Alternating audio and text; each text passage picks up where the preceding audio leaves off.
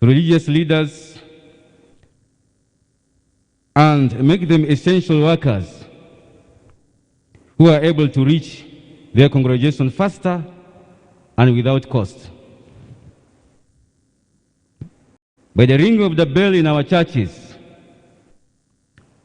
and the call of our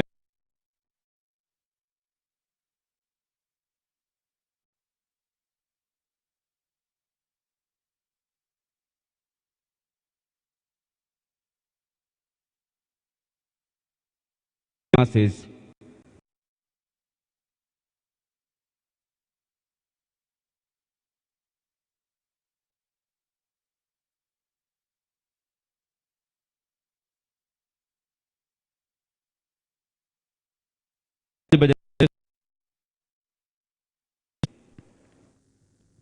we are already called at times of this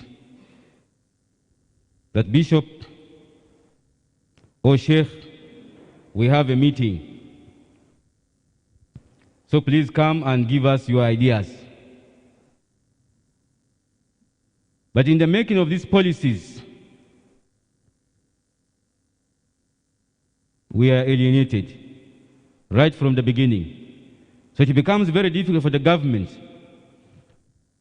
or other stakeholders to implement their policies correctly.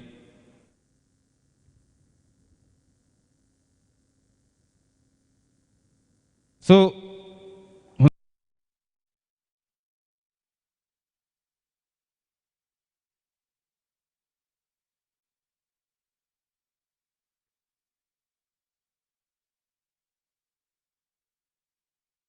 of the society, that if policies are in the making, please seek for our guidance. We shall surely provide one at least. Some of the vices that we have in our society that needs to be addressed has been mentioned by my colleague, Bishop Collins. They are the same.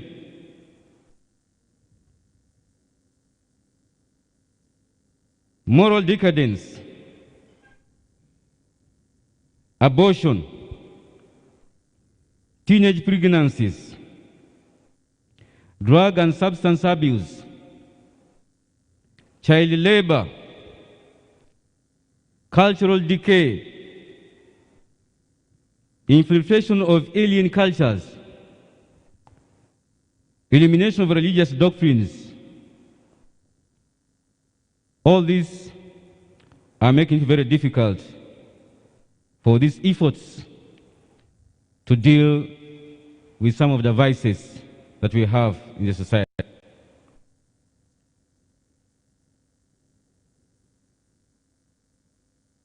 On substance abuse, which is now rampant, especially in West Nile,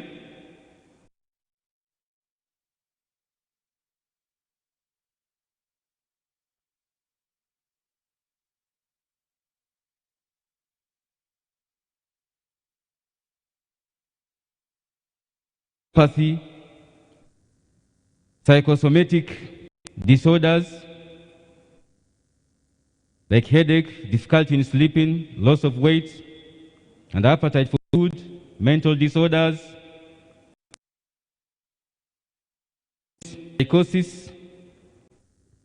It also causes behavioral disorders, bring about violence and intoxication. All this must be fought together.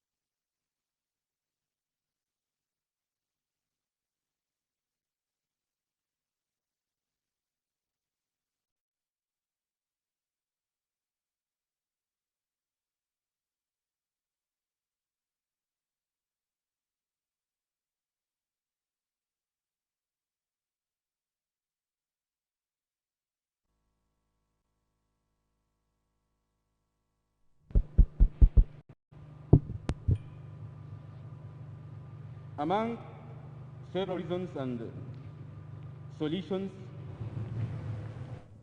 that we have in our minds, let me mention but a few. Let us provide adequate information.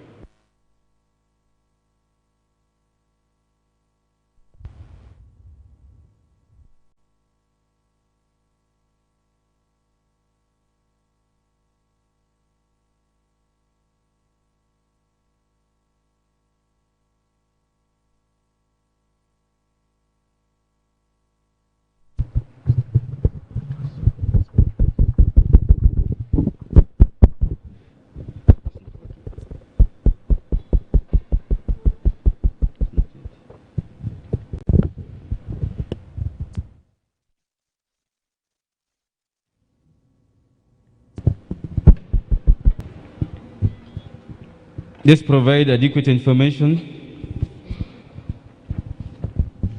Let's build skills to tackle these substance abuses.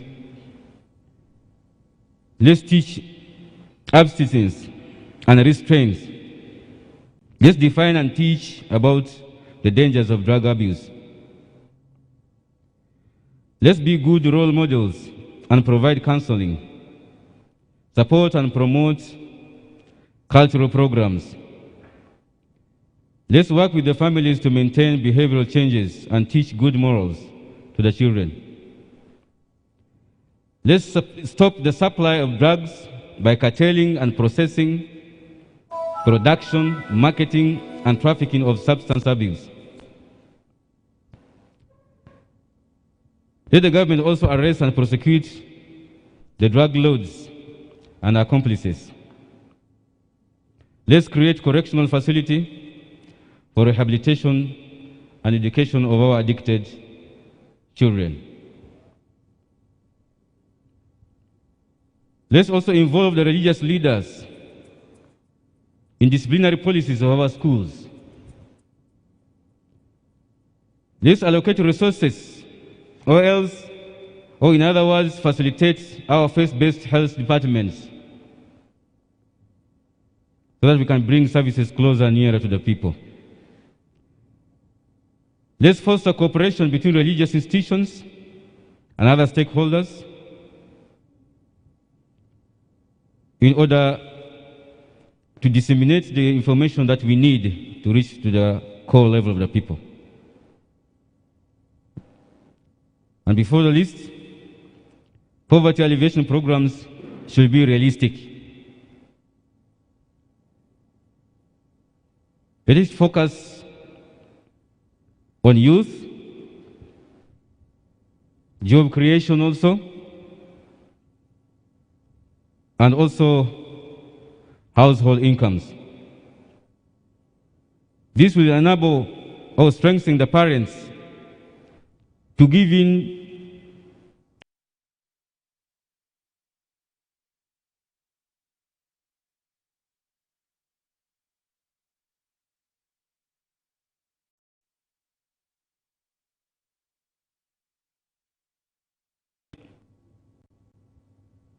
that I request that our places of worship be open so that we can deliver the messages promptly to our people.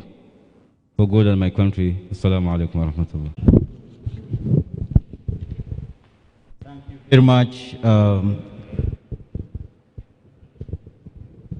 Sheikh Mahmoud.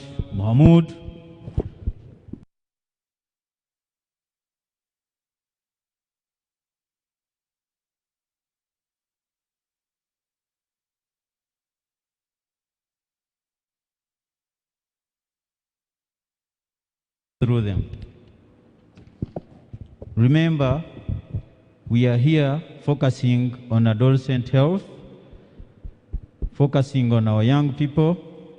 Adolescents are those children who are aged between 10 and 19, according to World Health Organization definition.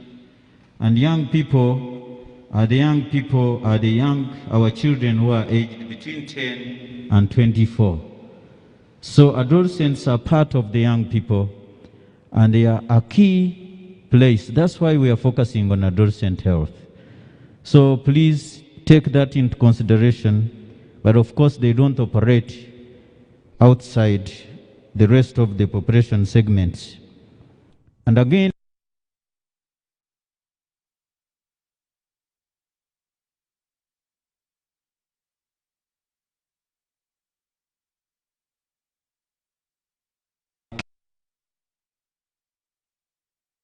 health. So please take that into consideration, but of course they don't operate outside the rest of the population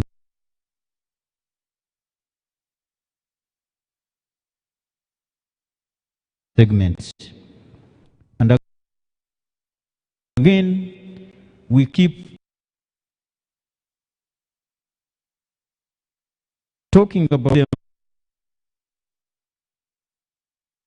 In the House, we have Right Honorable Tuku Ismail. He's the Prime Minister, Rugbar Kari. Have I pronounced it well? Rugbar Kari or Rugbar Cultural Institution. Please come forward. And then together with him, I am privileged to announce another Prime Minister who is called Jadipu in the Alur Kingdom. He is Right Honorable Ochaya Orach Vincent. He's here with us in his capacity as the Prime Minister for Alur Kingdom. Kindly come forward and join your fellow Honorable Minister. And they have a very strong statement to us regarding the subject matter here. So welcome them with a big clap. These are very important custodians of our culture and all the norms and values and beliefs and whatever you can list. So they have a statement for us. Welcome.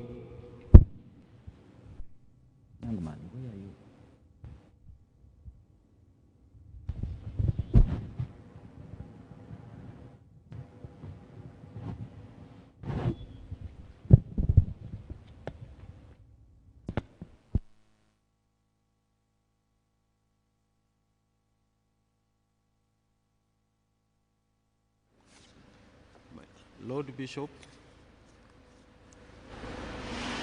Mahdi and West Nile Diocese, Your Eminence, Regional Cadi, Uganda Muslim Supreme Council, Arua District Health Officer, Dr. Paul Bishop. In view of time, allow me to observe the protocol.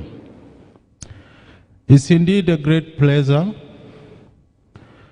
Honorable Minister, for me to come and speak about the situation of the young ones that is deteriorating very, very fast.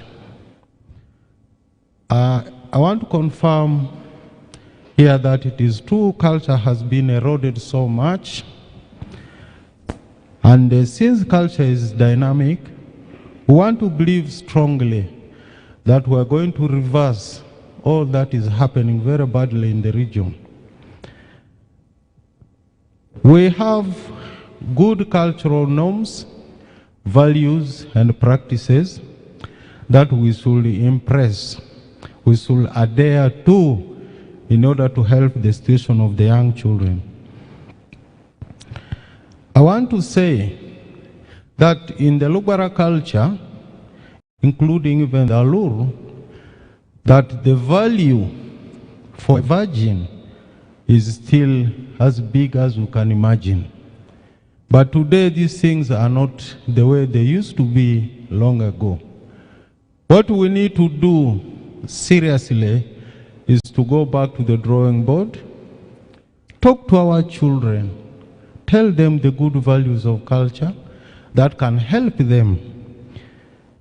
We have teenage pregnancy and child marriage all over this place, and we need to fight that. Logbarakari, with the help of UNFPA, through Minister of Talk to children and the parents about this device.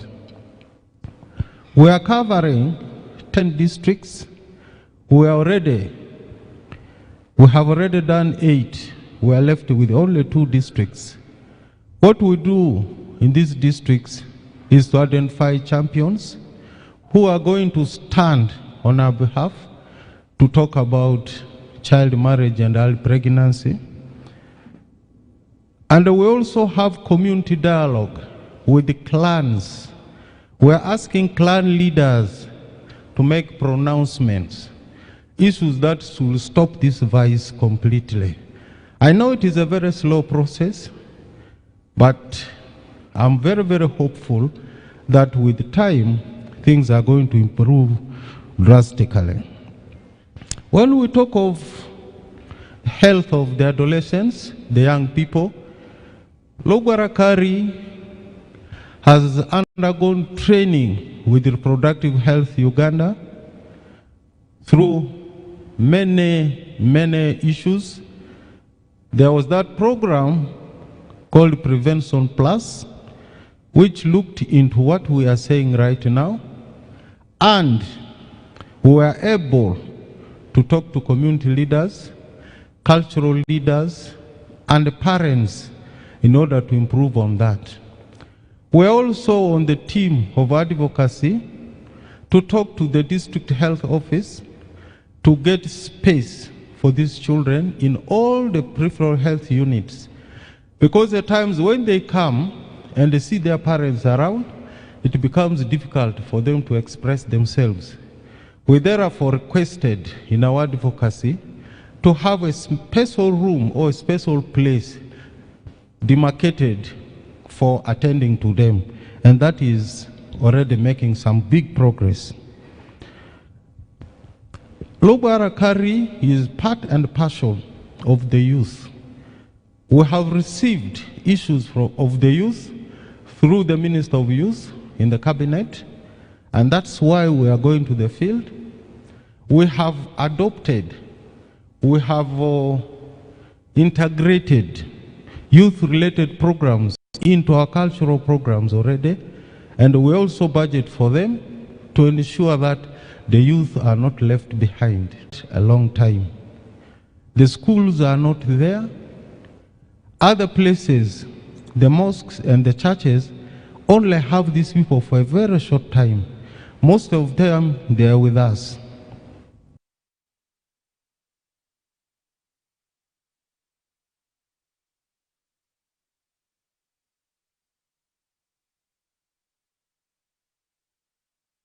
Of the aunt being impregnated by the uncle's son, this incest is so bad in us. It is so bad for us. How do we come out of that kind of thing? We need to begin counseling as parents. We need to create time as parents to talk to the children. Our parents did that. They will take us through morals. Don't do this. This one is very bad. Don't do that. It is very bad. I tried with my last son to see if he would do what I did. Because for us, the courtship would take 2, 3, 4, even 5 years before getting married. Today, the youth identify their husband and wives. Within 20 to 30 minutes, they're already husband and wife. And the next 1 month, there is arrangement for divorce.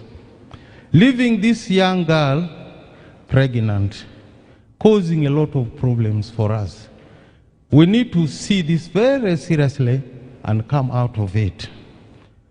My last boy, I told him what my father told me, that if you have sex, but because we would eat from one source, I didn't want to lose my mother because of that, so I didn't do that. My boy looked at me and said, you know, if mommy dies, I will eat from aunt. Meaning this was not an issue for him. These children have been out of culture for quite a long time. We know the history. 1966, all the cultural institutions were banned. From that time up to 1995 was when the Constitution allowed operationalization with the Article 246 that we are following.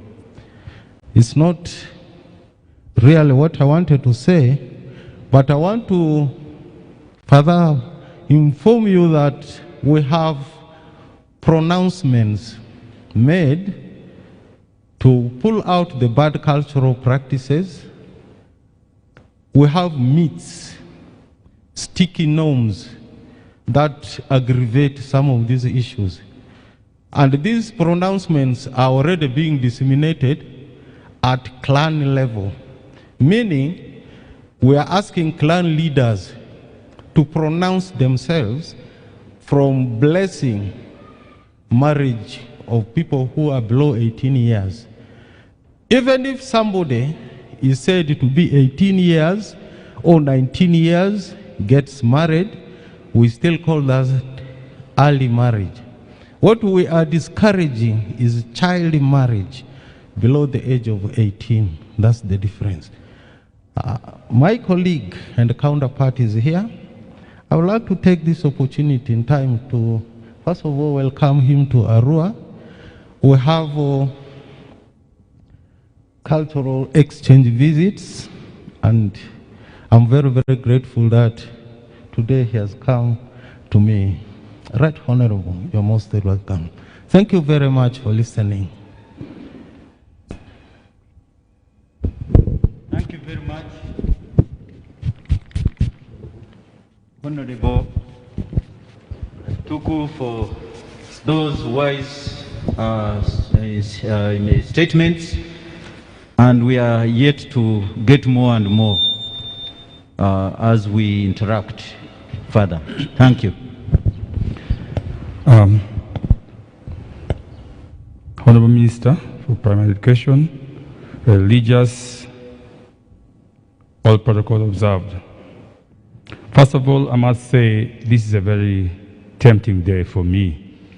When you look at culture, most people tend to define culture with age. That is for old people.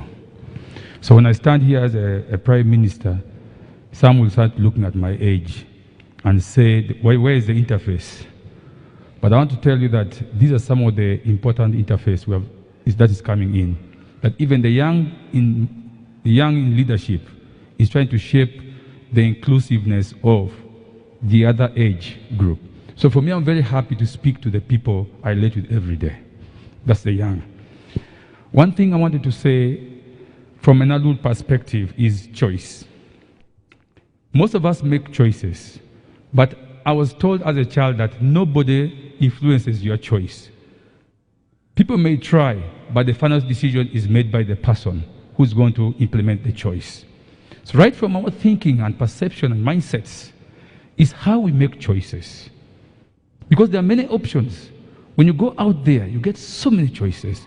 Even the adolescents have got choices. Because if you look at so many documents that defines them, there's what's called the children's right, right?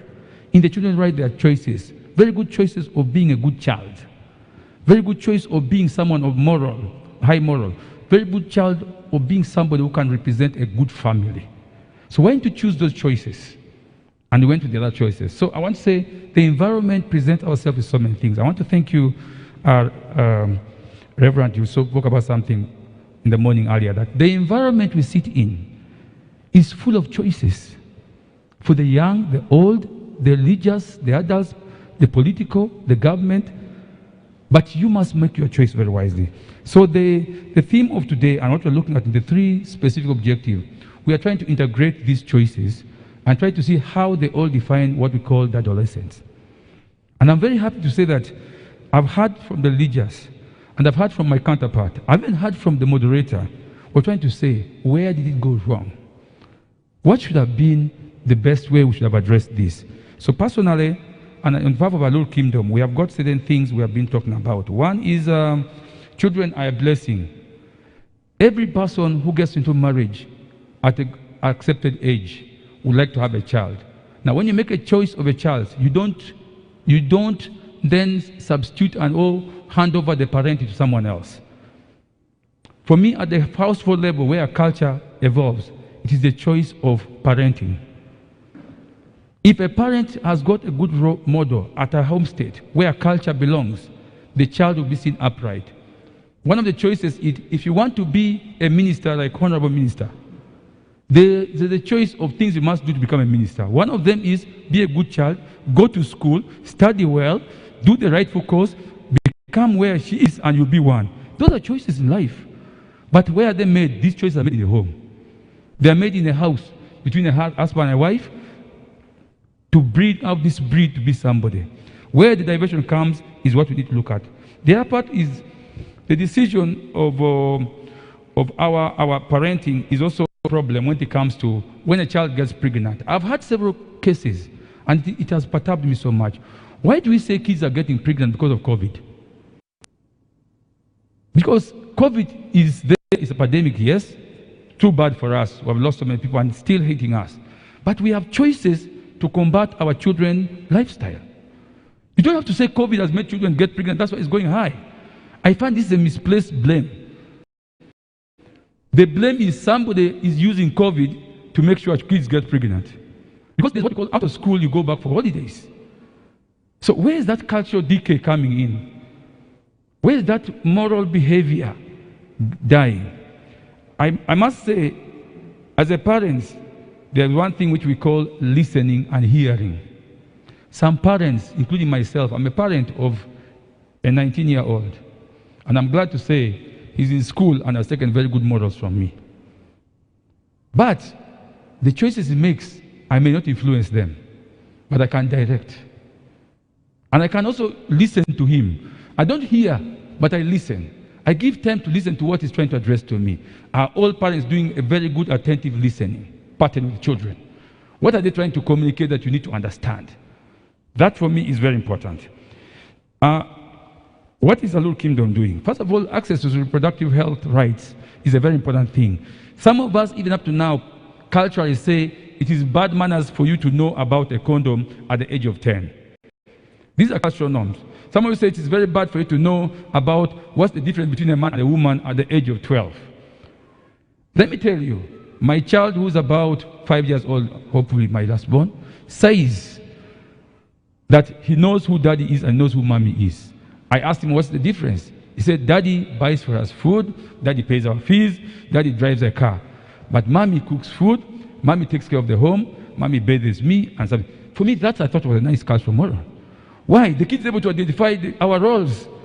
But he didn't say something else like, mommy is a man, and mommy is a woman, and daddy is a man. He didn't say that. He stated what we do. Now for me, that portrays the parenting role I am doing that even my 5-year-old are identified. Are all parents in the same way? The other part of Alur Kingdom we are doing is to try to listen to the children. I am happy right from the king.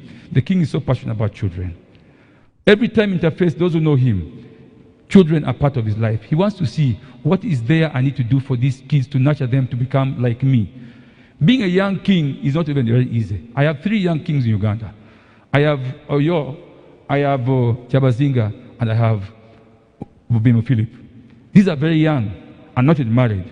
And if you're a prime minister of a king who's not married, I'm telling you how difficult it is. Actually, a prime minister trying to nurture another person not to become a man. So it's not easy. So I can tell you, we interface with all these things, but we must have role models. The second last thing we have done is to engage in championing these young children who have made it in life. I want to get a kid who has done a senior 4 exams and done very well. How do I engage this senior 4 to go and tell people, what did you do to really go to senior 4? Because there's one who did not even go to P7, isn't it? Say it different to that person and inspire others. Instead of using us, the adults, we're using the young kids to become champions and ambassadors of their own friends or adolescents. Because they speak better.